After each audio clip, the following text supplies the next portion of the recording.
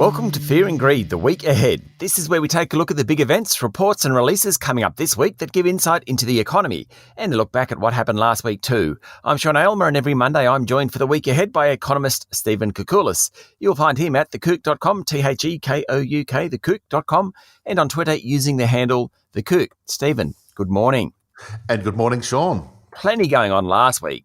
It was a bumper week. Look, where do we start? Look, the highlight was probably the labour force numbers. They are the ones that did incorporate a lot of the lockdowns that were in certainly New South Wales and to a slightly lesser extent Victoria, remembering that they went into their current lockdown phase. I can't remember what we're up to now, what number, a little bit later. But it did show, amazingly a drop in the unemployment rate to 4.5%. But, and this is an enormous but, the numbers did also show that there are close to 300,000 people who are still counted as employed, but are working 0 hours. Yeah. So it's this thing that we learned from the phase one lockdowns in 2020, that people and a lot of businesses are not sacking their workers, which of course is a good thing, but they're not working any hours because the hospitality sector and a lot of other areas of the economy are actually shut.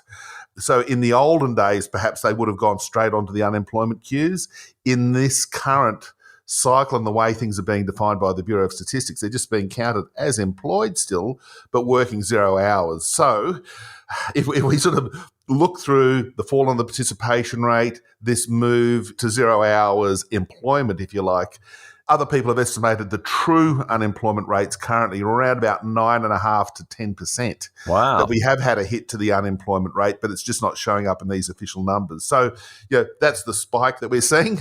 And the question is, well, how quickly will we get those people working hours when the lockdowns end? Hopefully in a month or two. Almost 150,000 jobs lost in August. Presumably you're going to get something the same this month. Yes, so that I overlooked the fact that we just did lose 145,000 jobs or so, and again, mostly concentrated in New South Wales. No surprise there. So next month, when we get the September data, we will have inevitably a big fall in Victoria, a big fall in the ACT, and probably even further falls in New South Wales. So we're really, and this is what the Reserve Bank have been saying too, that we're really looking at this current lockdown phase and its impact on the economy as an air pocket, not a change in trend, and that when we get that 85% double vaccination rate, hopefully towards the end of this year, things open up that will get the labour market recovering, a little bit like we did in the latter part of 2020. Now, the Reserve Bank Governor Philip Lowe was speaking last week as well. Yes, and as I just alluded to, he's realistic about what's clearly happening in the economy in this current downturn. GDP minus 3% for the September quarter, as we just touched on, the labour market weakening because of that. But he's saying that he's still optimistic that once we get through this and the vaccination rates pick up, that we're going to see consumers in particular driving the recovery.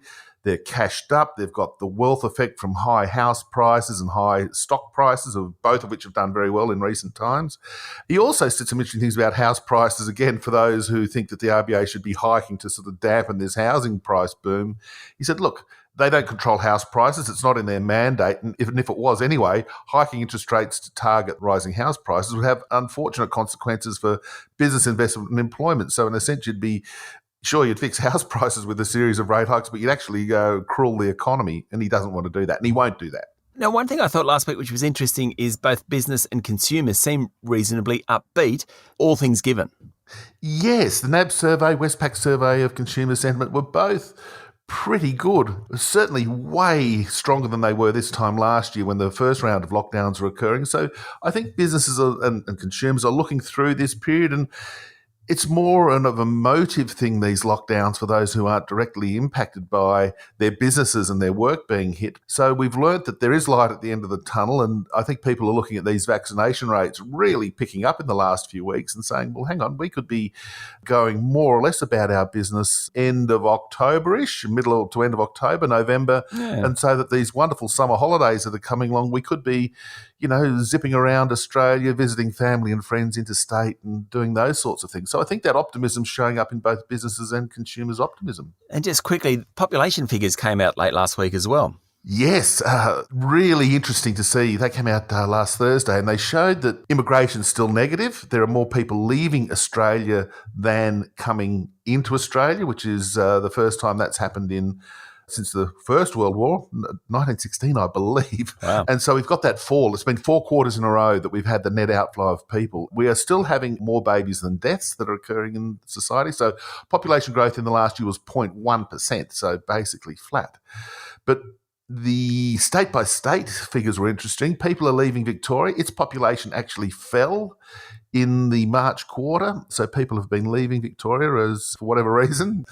New South Wales is sort of flattish, and Queensland is having a big lift in population, so people are going to the warmer climes Sunshine up there. State. Yes.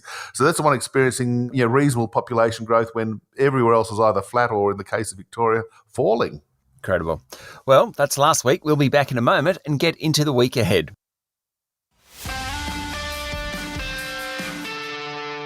I'm with economist Stephen Koukoulas, aka The Kook. Stephen, not quite as busy this week as last week. The RBA minutes will be out tomorrow. Yes, there's not a lot of news. The big data flow sort of tends to dry up in the middle of each calendar month, and this is one of those weeks that we're going to be seeing, just the RBA minutes of their September meeting, which is the one that they left rates and left policy broadly unchanged. So, look, we'll scour through them to see whether there's any little insights on inflation or the global economy or, interestingly, some of these commodity prices are weakening. Iron ore's off a bit. So we'll look at the minutes, but nothing really much to go on from them, I'm expecting, and there's very little other domestic data. I'd imagine the markets will keep a pretty close eye on the US Fed this week.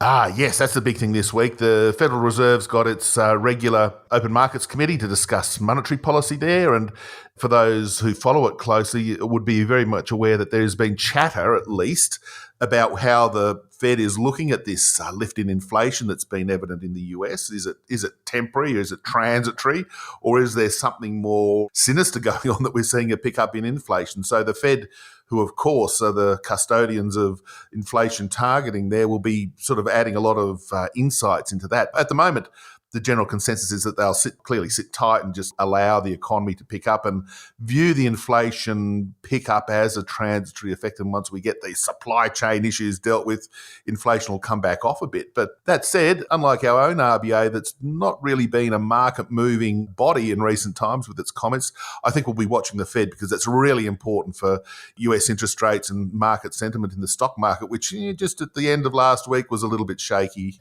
Have a great week, Stephen. Thank you, Sean. That was economist Stephen Koukoulas, better known as The Kook. You can find him at thekook.com and follow him on Twitter using the handle The Kook. I'm Sean Aylmer, and this is Fear and Greed, the week ahead.